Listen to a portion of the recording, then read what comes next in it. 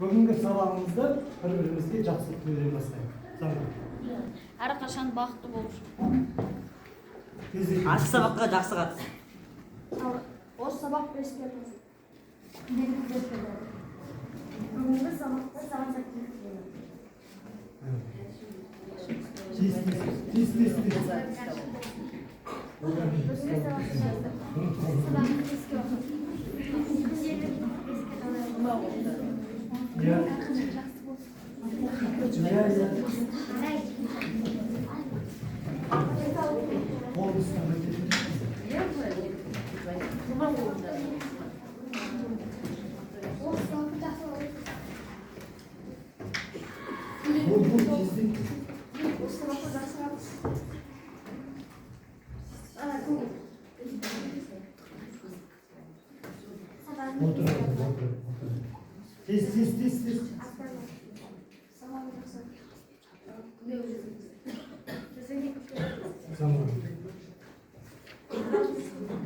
Жақсы.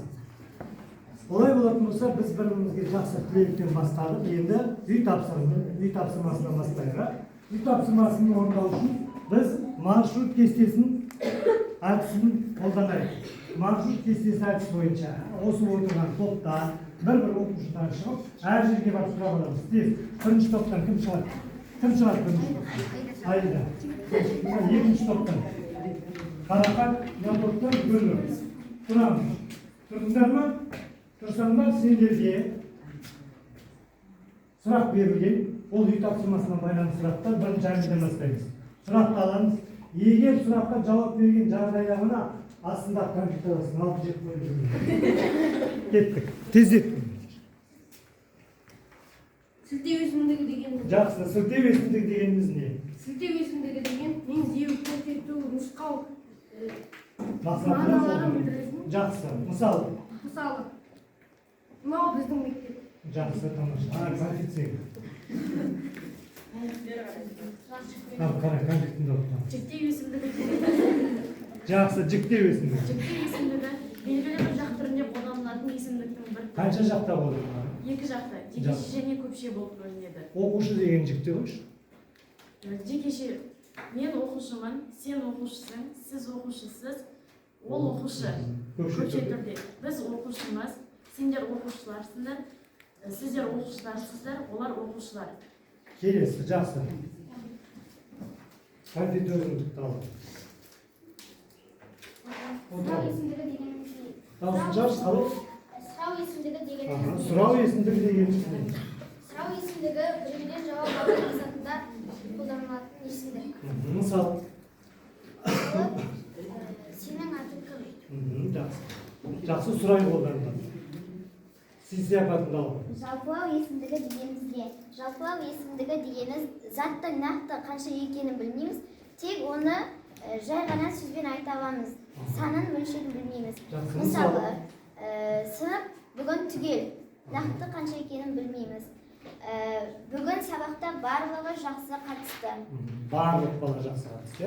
Жақсы. Енді бүгінгі жас не бойынша, көрсету бойынша бірінші сияпатында алып, асып бөлеміз. Енді мұны ашамыз. Бүгінгі біздің өтетін сабағымыздың тақырыбы. Қандай тақырып еді? Таулардан өзен ағар сарқыраған.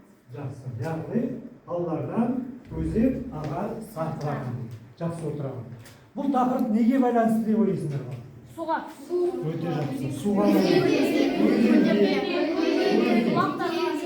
теңіздерге де байланысты. Яғни бүгінгі біздің өтетін тақырыбымыз таулардан өзен ағар сарқыраған.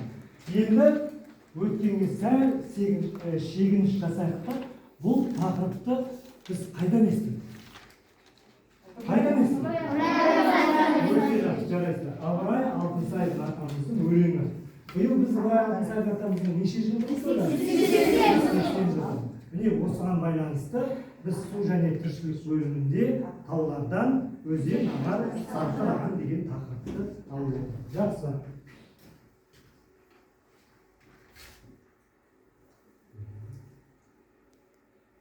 Енді осыған байланысты бізде оқу мақсаты, біз 3 оқу мақсатын алып отырып, бұлар ауызекі және ресми тілдегі мәтіндердің тақырыбын, мазмұнын, тілдік ерекшелігін салыстыру. Екінші, есте тақырыбынан ауытқымай, абзац түрлерін жүйелі құрастырып, көтерген мәселе бойынша келісу және келіспеу естесінің себептерін айқын көрсетіп жазу.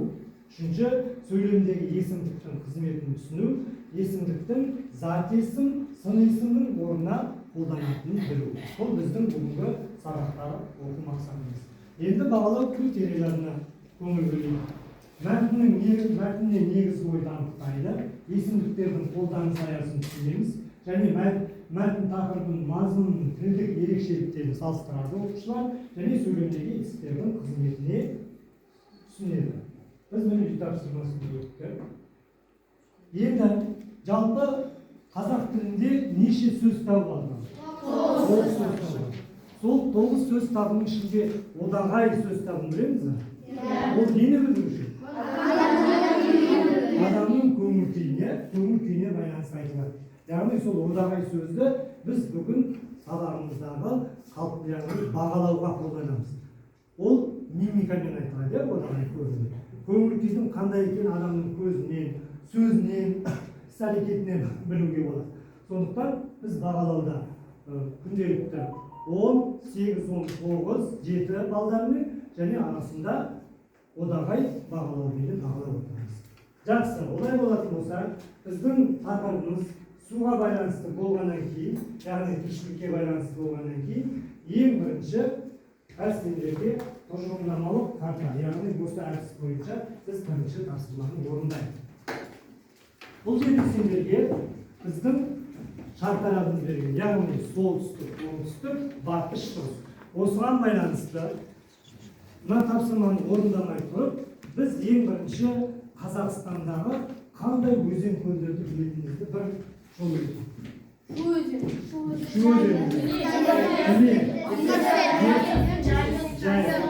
Олай болатын болса, мен сендерге мына жерде тапсырма беремін. Яғни қазір біз бос отырмай бірден топқа бөлініп алайық. Топқа ертіс болып бөлінеміз, есіл болып бөлінеміз, шу өзені және жайық өзені болып 4 топқа бөлінеміз. Қазір әрқайсысын ала береміз. Тездетеміз.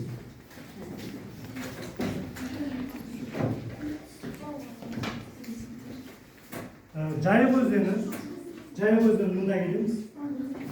Есіл өзені мұнда келеміз. Ертіс өзені мына 3 топ болады. Шу өзені 4 топ болады. Ал тездетеміз.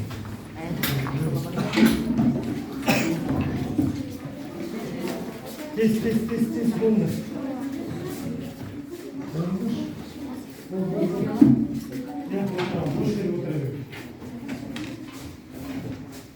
Болдық па? Мына тоқма. Жақсы. Болдық па? Жайық өзені, Есіл, Ертіс және Шу өзендері. Бөліндік қой. Жақсы. Олай болатын болса, ол осы өзендерде біздің Қазақстанның әр тарапында. Соған байланысты бірінші тапсырмада тұжырымдық картасы. Яғни сіздерге солтүстік, оңтүстік, шығыс және батыс өңірлері берілген, сол өңірлерден қандай өзендерді білесіңдер? Осыны толтырамыз.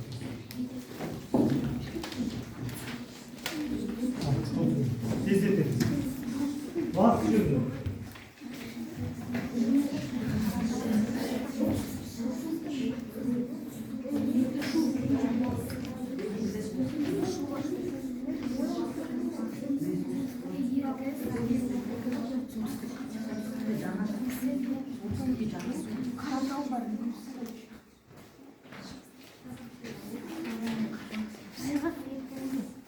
Есіл бар. Есіл. Жаңасу.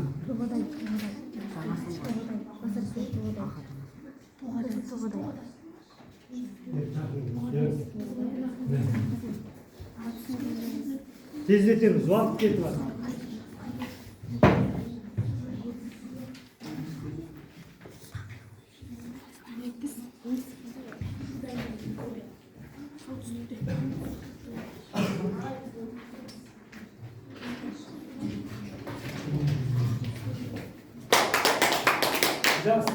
Есіл тобы дайын, Жайық тобы дайын, Шу өзені дайын, Ертіс дайынсыңдар ма? Жақсы. Есіл өзені бастайық. Кім шығады?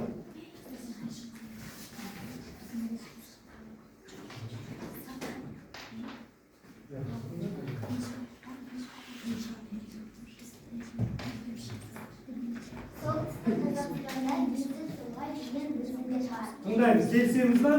Солтүстікте Есіл және Торғай өзендері. Келісеміз ба, қазақтар? Иә. Келесі. Батыс Қазақстанда Еділ, Жайық, Жем, Сағыз, Ойыл, Қараөзен өзендері бар. Жақсы. Оңтүстік Қазақстанда Шу, Іле өзендері бар. Тағы қандай өзендер? Оңтүстік болсын. Шығыста Ертіс. Ертіс бар. Тағы Шуда, оңтүстікте Шу, тағы не? Іле, екі өзен бар. Жетісуда бар. Қарасу, Ақсу, жақсы отырады. Келесі топ. Жайық топ.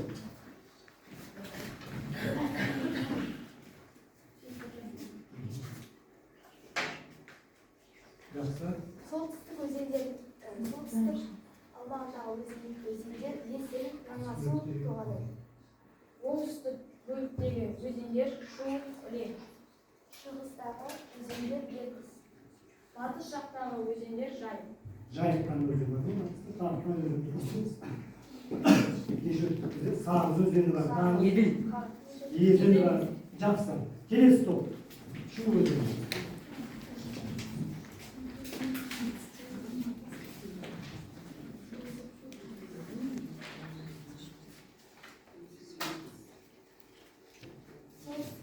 Есіл, Торғай, Жаңасу. Батыс Жайық, Еділ, Қараөзен, Сағыз. Шығыста Ертіс. Оңтүстікте Іле, Жетісу, Қарасу, Ақсу. Жақсы. Келесі. Соңғы топ, Ертіс тобы.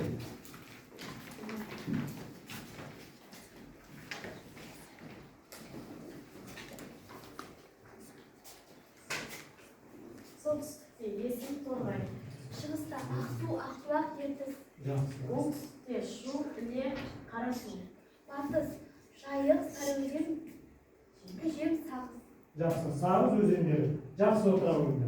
Яғни біз тұжырымдалық карта бойынша өткен сабағымызда біз Қазақстандағы өзен көлдер туралы өттік. Бұл жерде оңтүстікте, солтүстікте және батыс шығыста қандай өзендер бар турасында сендер тұжырымдамалық карта жасадыңдар.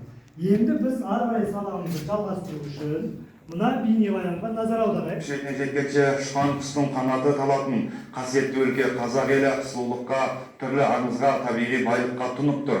Соның ішінде тылсым табиғаттың ерекше сыйы өзендер туралы айтсақ, экранға назар аударыңыздар.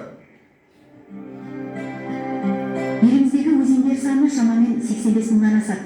Оның 84 мыңдайы шағын, 300-дейі орташа және 20-дан астамы ірі өзендер. Шығыста Алтай, оңтүстік шығыста Жетісу және Іле алатаулары сынды ылғалы мол таулы өңірлердегі өзендердің жиілігі басқа өңірлерге қарағанда жоғары.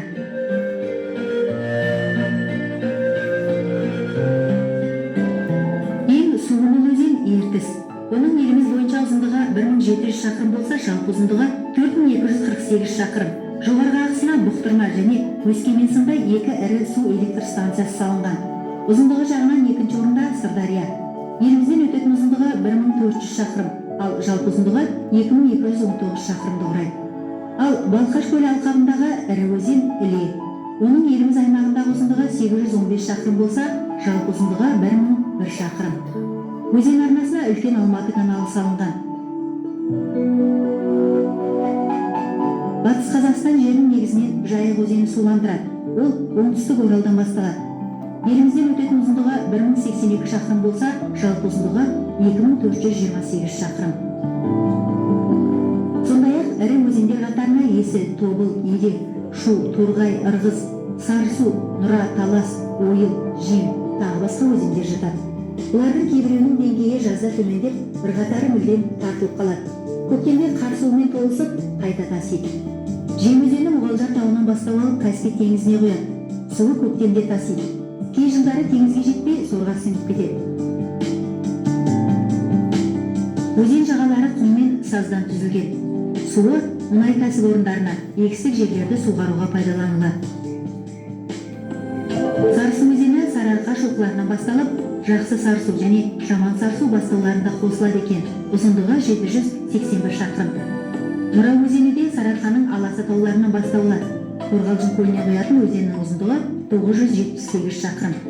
Қазақстан өзендерінің жылдық су қоры шамамен 105,3 миллиард кубты құрайды екен.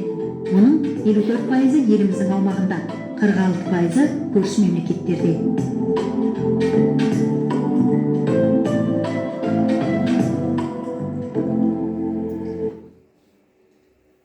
Жақсы балалар, бұл біздің бүгінгі сабағымыздың ары қарай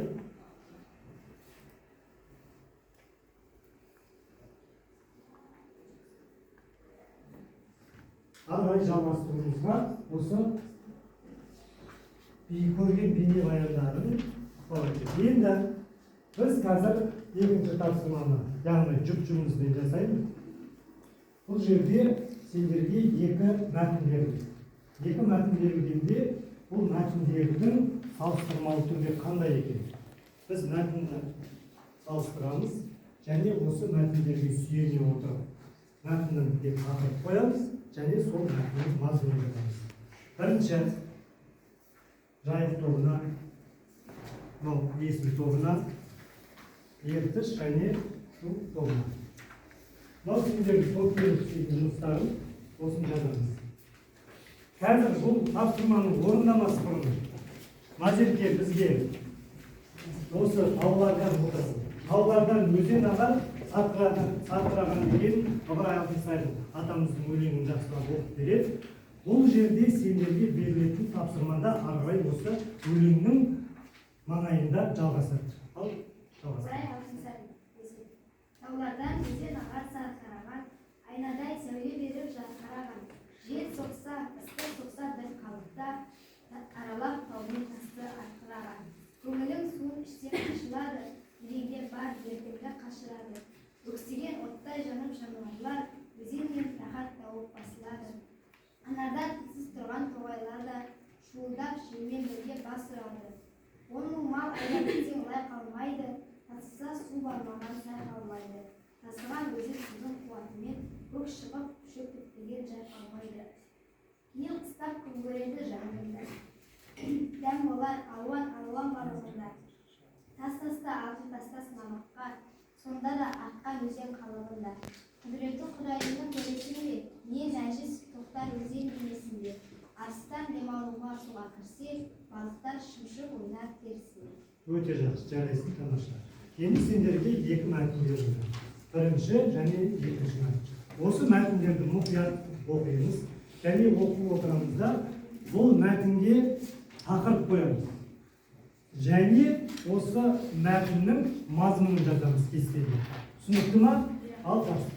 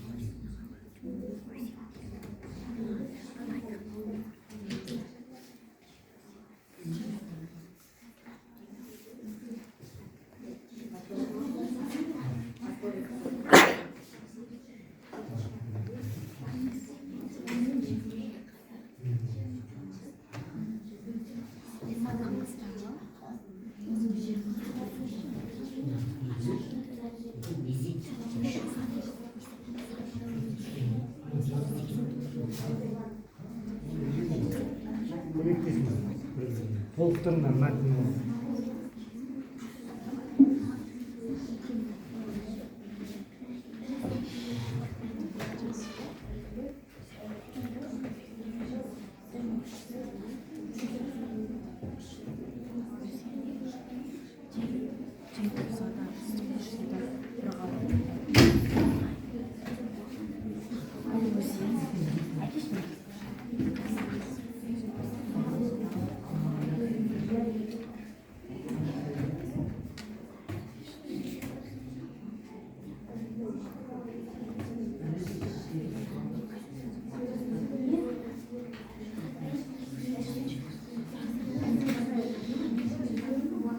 Vaqt аяқ қалды.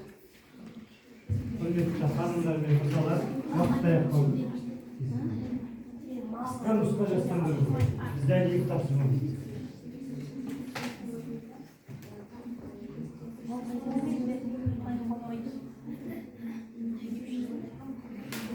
Тездетеміз. Тездетіңіз.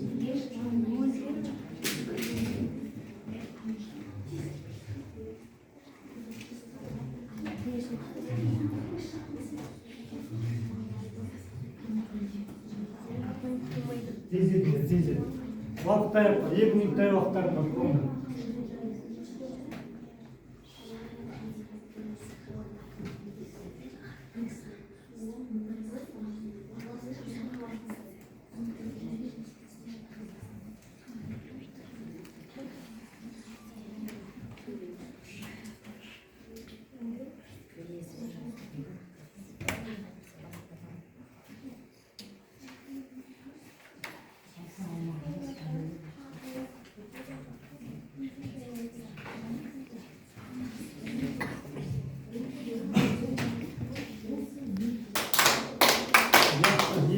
Dayın, tamamsa, жарайды. Келесі. Шуң болды. Ет сөздерін дайын, жақсы отырамыз. Бастайық, есімдегі.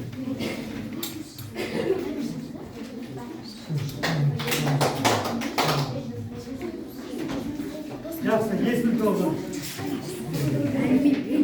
Тыңдаймыз. Сендерге 2 мәтін берілді. Осы мәтінді салыстырып, бірінші мәтіннің қандай тақырып қойдыңдар, қандай мазмұн бердіңдер, көрейік.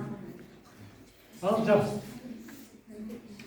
Бірінші мәтін Қазақстандағы өзендер.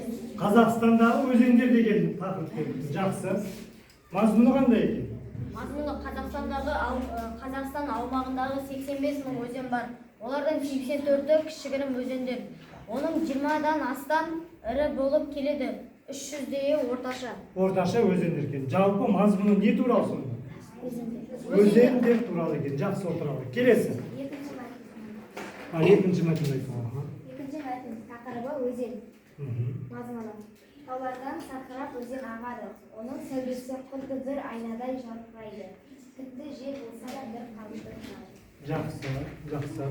Жарайсың. Келесі қай тоқы болды? Шу толық келсін.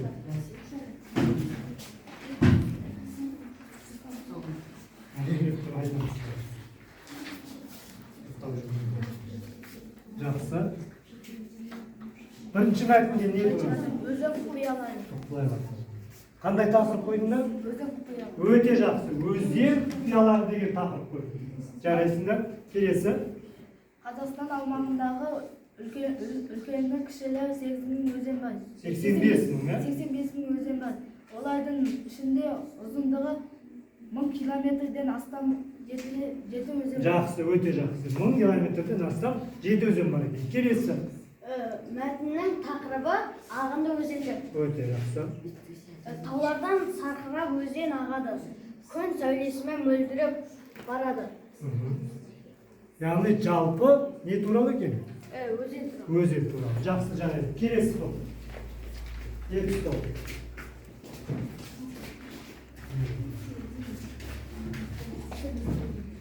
Жақсы. Қазақстандағы өзендер. Қазақстанда ірілі кішілі 85.000 өзен бар. 7 өзеннің ұзындығы 1000 километрден асады. Мөлдір өзен. Бұл өзен жел болса да, ыстық болса да бір қалыпты. Көп мал айдап өтсең лай қалмайды. Өзеннің суы мен көк шалғын жайқалады. Өте жақсы, тамаша, жарайсыз. Келесі.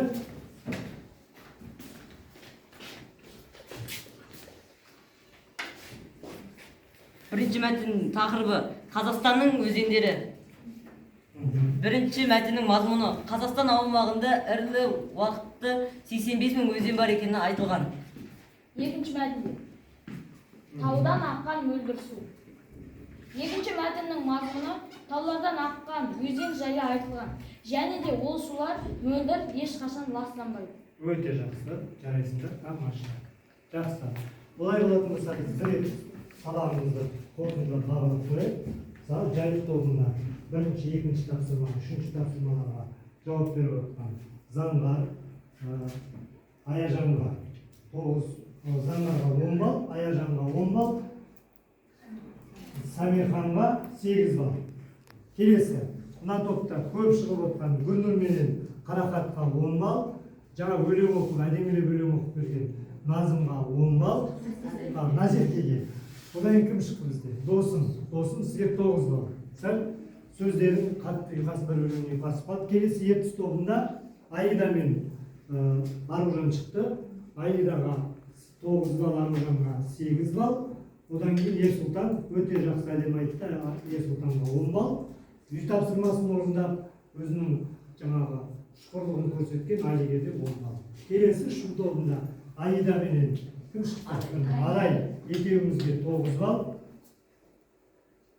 Ерасыл мен Нұртас екеуіңе 8 балл. Енді осы мен айтқан балдарды одағай бағалау бойынша қалай бағалайсыңдар? Мен қазір өздері әр топта көрсетіп жіберіңізші. Қалай бағалайсың? Ура! Дұрыс, ураға жарайсың. Өте керемет. Өте керемет. Жақсы. Енді қазір тағы бір мен қызық әдісті қолданайын деп тұрмын. Оны мен бір-екі рет сіздердің сабақтың үстінде қолдандым. Жақсы шыққан басқа тақырыптарға. Ол кезбе тілші. Кезбе тілшіде қалай еді? Әрқайсымыз өзіміздің ойымызды айтамыз. 4 оқушыдан, 4-4-тен бір-бірімізге сұрақ қойып, сұраққа жауап беріп, жауапты сұрақ беріп отырасыз. Енді бұл қай төңіректе болады? Бұл тағы да Ыбырай Алтынсарин атамыздың өзен өлеңін оқып, сол өзен өлеңінің маңайында осы кезбе тілші әдісімізді жалғастырамыз. Таулардан өзен ағады сарқыраған, айнадай сәуле беріп жарқыраған, жел соқса, ыстық соқса бір қалыпта, аралап тау мен таста арқыраған. Көңілің суын жең ашылады, денеңде бар дертіңді қашырады. Өксіген оттай жанып жануарлар өзеннен рахат тауып басылады. Қынарда тілсіз тұрған тоғайларды шуылдап желмен бірге басырады. 10 мың мал майдап өтсең лай қалмайды, тасыса су бармаған сай қалмайды. Тасыған өзен көлдің қуатымен көк шалғын шөп бітпеген жай қалмайды. Енді біздің тақырыбымыз не туралы еді? Жалпы өзен көлдер туралы. Олай болатын болса, қай топтан бастайық? Жайық тобынан бастайық.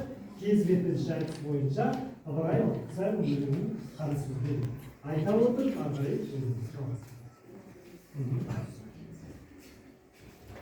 Осы өзен деген өлеңді қай ақын жазды?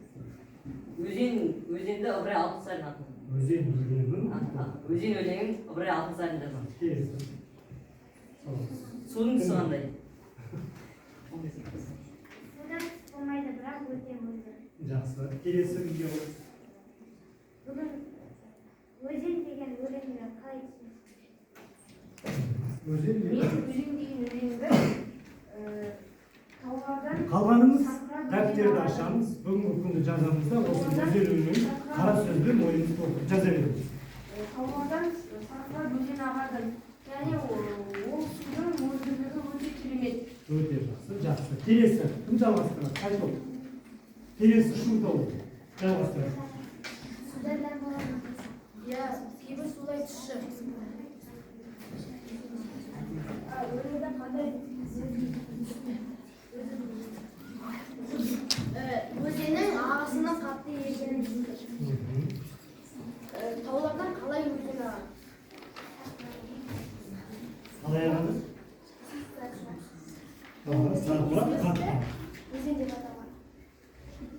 бұл өлеңде өзен туралы айтылған. Тек қана өзен табиғат туралы, соның ішінде өзен. Келесі. Қазақстан аумағында қанша өзен бар? 85 мың өзен бар. Осы өзен өлеңнен не үйренді? Бұл өлеңнен таулардан су ағатынын және тартылып қалған өзендер еріген қармен толысатынын бұл өлеңде Ыбырай Алтынсарин атамыз таулардан өзен ағар сарқыраған деп нені білдірген? Нені айтқан? Судың түсі қандай? Сен жауап бер. Су жайлы табылған. Не үшін жайлы су табылған? Кім толықтырып жіберді? Себебі Қазақстан өзен көлдерге өте бай болғандықтан. Жақсы. Ал енді сен сұрақ қой. Судың дәмі бола ма? Судың дәмі болады, ащы және тұщы. Жақсы. Келесі. Соңғы. Ертіс толы. Осы өзендер туралы не түсіндің? Мен бұл өзендерден өзіміздің Қазақстанымыз өзендерге бай екенін білдім. Неге бұл мәтінде 10 мың мал айдап өтсең лай қалмайды деп атады. Өте жақсы. Тамаша сұрақ. Себебі біз бұл жақта өзеннен 10 мың мал айдап өтсек те ешқандай із қалмайды. Не үшін қалмайды? Себебі ол жердің сулары өте мөлдір. Өте жақсы. Неден ағып жатыр себебі? Таудан. Өте жақсы. Ары қарай. Қазақстан аумағында қанша өзен бар? 85 мың өзен. Оның аталарын ата. Сарысу, Шу, Іле, Сырдария, Жайық, Есіл, Еділ, тағы да басқа бар. Жақсы. Сұрағыңды қоя ғой. Көңілін соң үшін ашылады дегенді сен қалай түсінесің?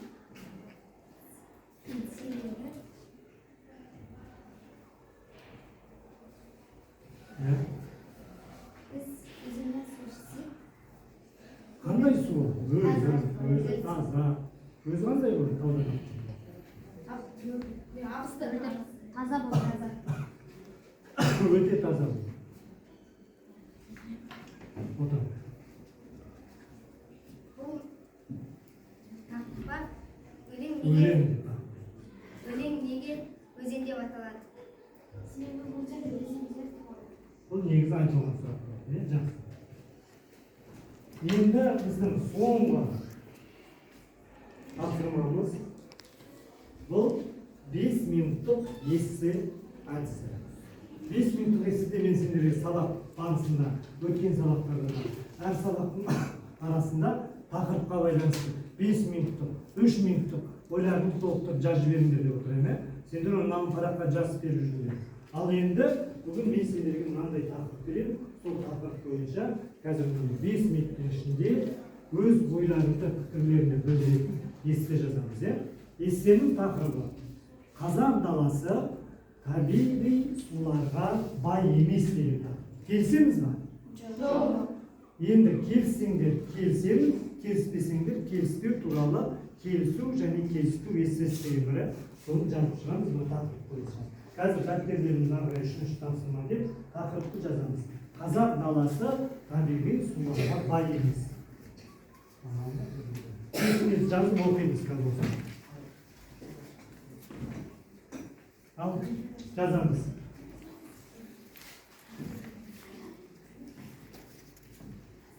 Қазақ даласы табиғи суларға бай емес. Қазақ даласы табиғи суларға бай емес деген. Ал жазайық.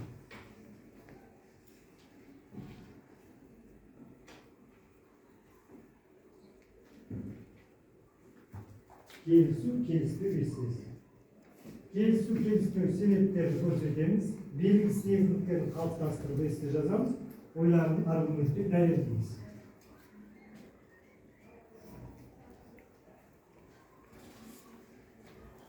Уақытта таяп қалып, тездетейік оны.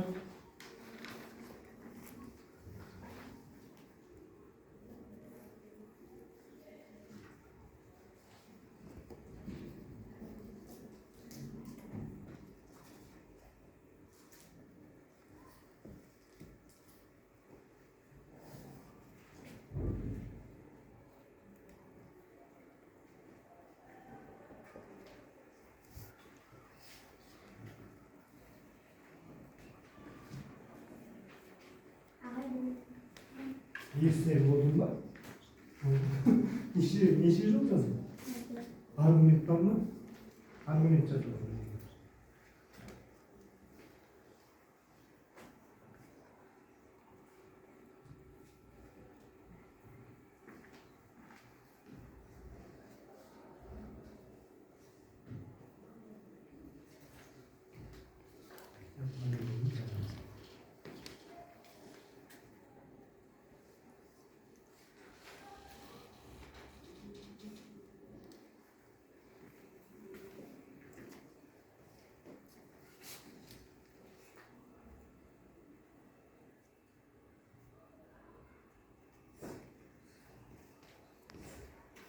Her işini tanıdım.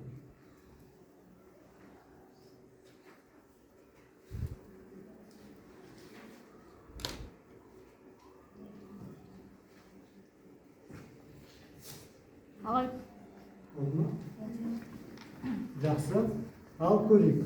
Қазір тақырыбымыз қазақ даласы табиғи суларға бай емес. Ал көрейік, жаңбыр не деп. мен бұл сөзге келіспеймін. Себебі біздің отанымызда өзен, көлдер, тіпті теңіздер бар. Солар арқылы ормандарда өсімдіктер, жануарлар нәр алады. Қорыта айтқанда қазақ жерінде табиғи сулар өте көп. Жақсы. Жарайсың. Келесі. Қарақат. Мен қазақ даласы табиғи суларға бай емес деген пікірге келіспеймін. Себебі Қазақстан аумағында 85 мың өзен бар. Олардың ішіндегі 7 өзеннің ұзындығы 1000 километрден асады. Қазақ даласында табиғи сулар көп. Сондықтан мен бұл пікірге келіспеймін. Ағай, Мына жерде қорытынды жазу керек. Жақсы. Жақсы жарайсың. Қазақ даласы табиғи суларға бай емес. Мен бұл сөзге келіспеймін. Қазақстанда 85 мың өзен бар. Бірақ өзендердің тек 1% ішуге жарамды. Өзен көлдер Қазақстанда көп болғанымен халық қазір су жағынан тапшылық көреді. Мысал келтірсек, Қазақстанның оңтүстік бөлігі тапшы. Қорыта айтқанда қазақ даласы табиғи суларға бай емес. Мен келіспеймін. Яғни факты бар, өйткені оңтүстіктің көп жерлеріне су жетті. Өте жақсы сөз жарайсың, Алшан. Ал Айна. Мен қазақ даласы табиғи суға бай емес деген пікірге келіспеймін. Себебі қазақ даласында өте көп әрі мөлдір өзендер, көлдер мен теңіздер бар. Қазақстан аумағында 85 мың өзен бар. Қорыта айтқанда Қазақстан табиғи суға бай. Оны ақбұлақ бағдарламасы дәлелдеген. Ол адамдарды ауыз сумен қамтамасыз етуді жоспарлаған. Келесі. Қазақстанда өзен көлдер аз дегенге келісемін де. Өйткені біздің қазақ даласында 85 мың өзен бар. Ал келісетінім, егер біздің Қазақстанда су көп болса, онда біздің жанымызда Мойынқұм деген ауылда су жететін еді. Су бар еді. Жарайсың, жақсы. Жақсы. Мен қазақ даласы табиғи суға бай емес дегенге келіспеймін. Себебі Қазақстанда ірілі уақыт 85 мың өзен бар. Қазақстанда өзендер өте көп. Қазақ даласы табиғи суға бай. Жақсы, қорытынды жоқ екен. Айғын. Мен бұған келіспеймін. Себебі біздің қазақ даласында қазақ даласы суға бай. Қазақстанда 85 мың өзен бар. Олардың ішінде 7 өзеннің ұзындығы 1000 километрден асады. Олар Есіл, Тобыл, Іле, Шу, Жайық, Сырдария. Теңіздердің ішінде Каспий теңізінің алабы Батыс Қазақстанда өзендерін қамтиды. Оларға Жайық, Жем, Сағыз, Сарыөзен, Қараөзен тағы да басқалар жатады. Қорыта айтқанда қазақ елі суларға бай. Суға бай. Жақсы. Тосын. Мен бұған келіспеймін. Қазақстандағы суға неге бай емес? Біздің Қазақстанда өзендер өте көп. Оған дәлел біздің Қазақстанда 85 мың өзен бар. Олардың 84-і кішігірім өзендер. Өте ұзын өзендер 20-дан астам. Өте ұзын өзендер 1000 километрге жетеді. Ертіс, Тобыл, Есіл, Жайық, Сырдария, Іле, Шу. Бірақ су жағынан тапшылық көреді. Мысалы Мойынқұм, ол жерде неге су жоқ? Ол жерде құм сол 85 мың өзендердің Мойынқұмға неге су әкелмейді? Мойынқұм ауылында су өте көп емес. Яғни тапшылық бар иә Мойынқұмда. Бірақ су бар, бірақ суға деген тапшылық. Тағы бір оқушы оқиды, кім бар жаза? Қайнысың ба? Қазақ даласы табиғи суларға бай емес деген сөзбен мен келіспеймін. Себебі Қазақстан аумағында 85 мың өзен бар. Олардың бірі өзіміздің Шу өзені. Қазақстан аумағында ірілі уақты өзендер көп. Қорыта айтқанда қазақ даласы табиғи суға бай. Жақсы. Міне көрдіңдер ма? Біз естені бизнес сыныпта жайлап қосып келе жатырмық. Енді қорытындыға келдік. Енді болашақта бұдан да есте деген әрбір оқушының өзінің жеке ғылыми жұмысы болып есептелуі керек. Ойын анық, нақты, яғни фактілердің аргументтерді қолданып отырып жазу. Қарап отырсаңдар, толық болмаса да араларында аргументті, фактіні қолданғандар болды. Сондықтан сендер Қазақстандағы қазақ даласының табиғи суларға бай емес туралы естенің тақырыбын бердік. Бұл жерде келісу естелерін өздері нақты жазатындар.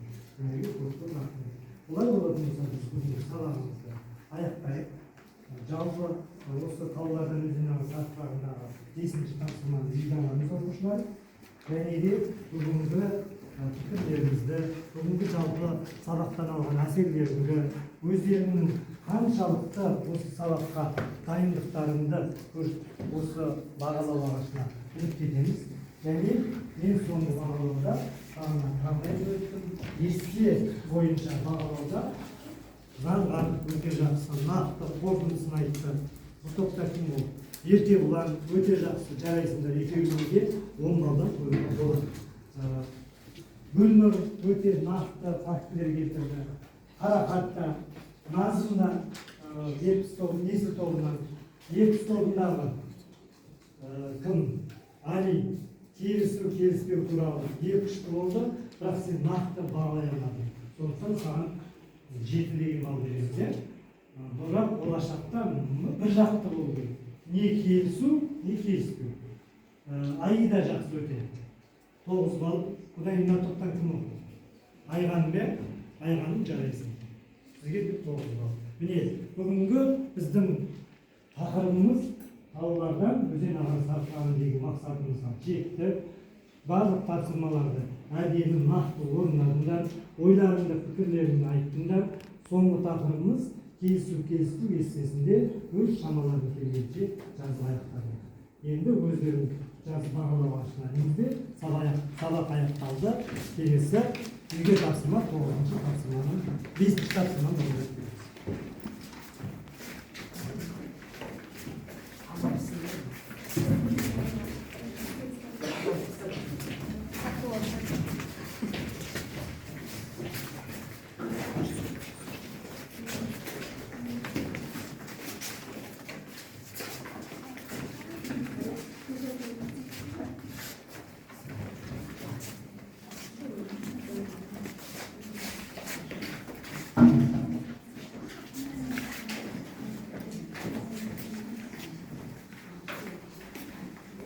Жақсы балдар, сабақ аяқталды. Құралдарды жинап далаға шығарайық.